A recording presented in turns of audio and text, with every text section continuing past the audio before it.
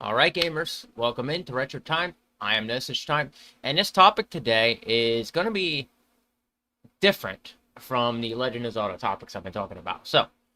This topic is about how I think it's weird that we're paying the same price for a digital copy of a game compared to a physical version of the game. So let me get into this and break it down for you and take a look at some games themselves and show you exactly why I see this as a problem.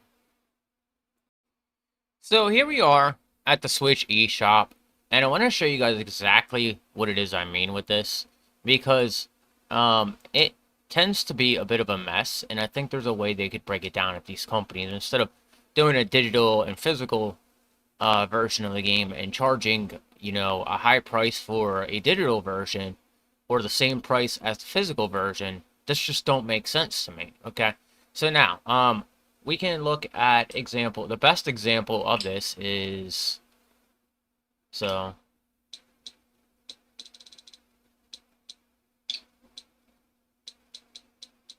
we're gonna go look at Tears of the Kingdom as a prime example of what it is I'm talking about here, and I'm gonna show you exactly why I have an issue with this and why a lot of people should be looking into this and kind of just, complaining about themselves.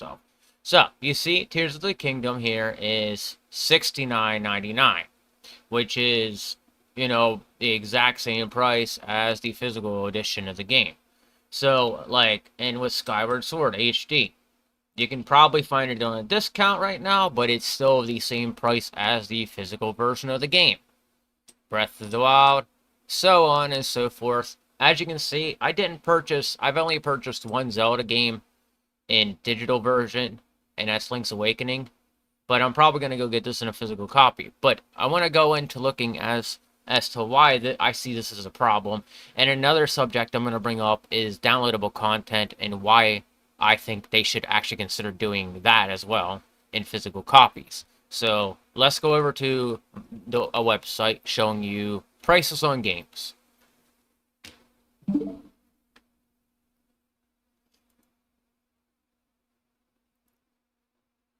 So here we are on GameStop's website, and we're looking at a copy of Tears of the Kingdom. Now, a copy of Tears of the Kingdom runs the exact same price, $69.99, as the digital storefront, okay?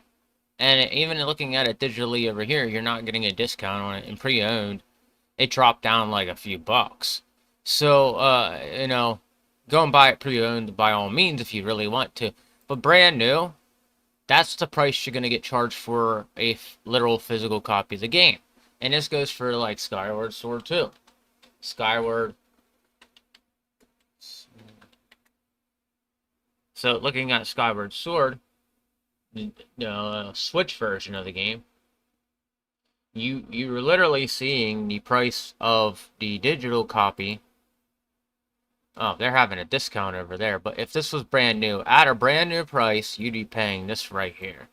So, as you can see what I mean, it's becoming a bit ridiculous for these games to be charged at, $59.99 and still paying digitally for it. I think there should be some sort of discount on a digital copy of the game because you're not paying for the plastic case, you're not paying for the cartridge itself, you're paying for just the game in general, which, the better part of having a physical version of the game is to have the case and a copy of the game inside of it that you can hold on to forever and show off. In my background here, like you've seen, I have a whole set of games that I show off due to the fact that I've collected games and just want to have the experience with the physical copy of the game. And I don't know if I said it here before, but I'll say it again.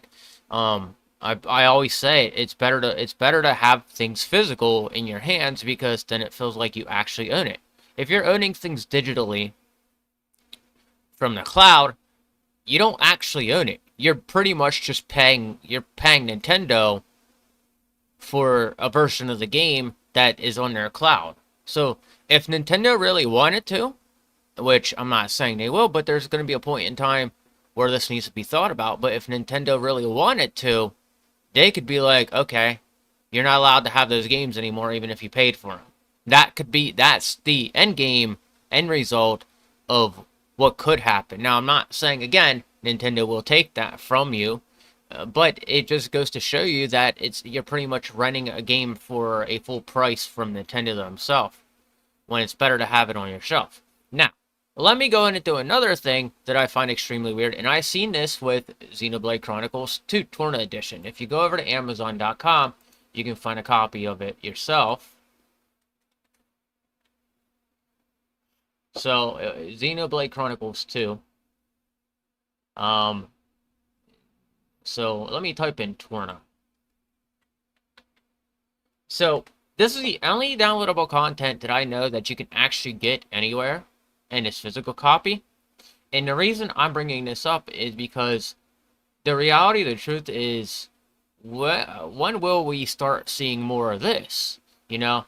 And I don't know if it's factory stuff or whatever, or like, you know, the recycling to it is getting wasteful, but what is the deal here? Why don't we see DLC coming out? Because I look at it this way. If I pay for DLC right now, and I still own that like 10 years down the road, I'm going to be able to access that DLC, buy a physical copy, and you can't do that right now. You can't even do that. And when you go in and look at it, let's take Xenoblade Chronicles 3, for example. There's no physical version of its DLC downloadable content. On Xenoblade Chronicles Definitive Edition, they put the DLC on it. It's a game after the major storyline of the game. So when you look at it, you own both the DLC and Xenoblade Chronicles Definitive Edition themselves. So, and Xenoblade Chronicles 3 is another example of a game that, if you go back to the eShop store,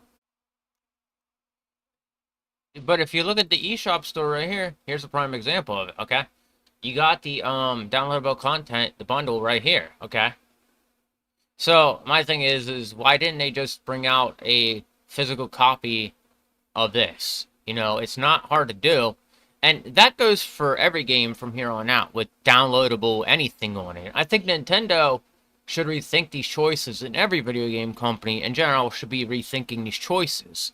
I think there's a way to still produce physical copies of stuff and it still work out. And I have an idea of how they could do it, but, you know, for Nintendo, the idea is, you know, sell 2 Batman games on cartridge at a small minimum price, and then turn around and sell the other games on another cartridge. I'm getting tired of buying games where you have to download it. I experienced that with like the whole Mega Man collection I have on my shelf, where you buy the game and then you turn around and you download the rest of the games, the other 4 games you don't get on the original Mega Man games. And it's just sad to see that we're going in this direction, but this has been going on for a while.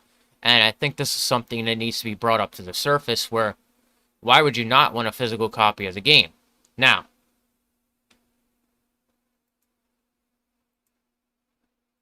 I will say this. When I see things like this game being $70,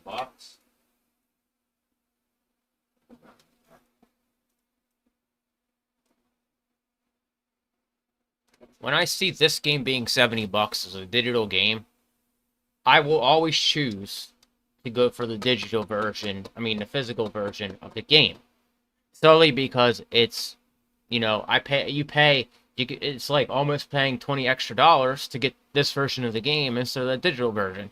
And that's why I think these video game companies should consider thinking about, if they're gonna do this in the future, they need to think about how they're gonna separate physical and digital. I know they're trying to head into an all digital future, which I don't like that idea either, but when it comes down to it, why would you want to have that digital version of that game that you could have clearly went out to the store and bought physical and have a copy of it in your hands?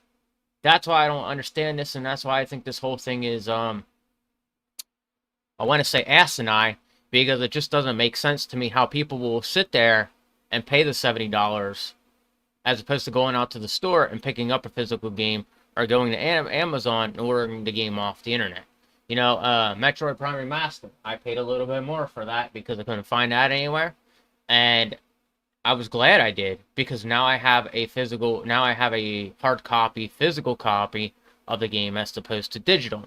It's for me raising a price up on a physical copy of the game. Well, not raising a price up, maybe cutting costs on digital games as opposed to leaving them the same price as physical might benefit in the long run. I really think we could see people if let's just say they Tears of the Kingdom drop down to like $50. I think more people would buy the digital version, and the ones that want to collect pay a little bit more of a price. This is just something I've been sitting on the past few days, and it's something I saw with an outcome over in the UK. UK wants to take Sony PlayStation to court due to a lawsuit of charging the prices being charged for digital copies of games. And that's why I bring this up as well. This is something that needs to be talked about more in these companies, and they need to go and figure out why they're doing this, or how to cut costs on a digital copy of the game and release the physical also at the same time, charging more for the physical. That's just how I see it. I think it would I think it would benefit a lot of people, and I think all the companies could benefit off of it. And I think it's better to do it that way. That's just my opinion. But there you have it. I wanted to throw this out there at you, and I feel like it's totally worth having a physical copy and lowering the price of a digital copy. And just my opinion and my take. But if you like what you saw here, that's it. Hit the like button. Please subscribe to the channel. And also hit that notification bell to get more from me. And I'll be seeing you next time, guys. Keep gaming, gamers.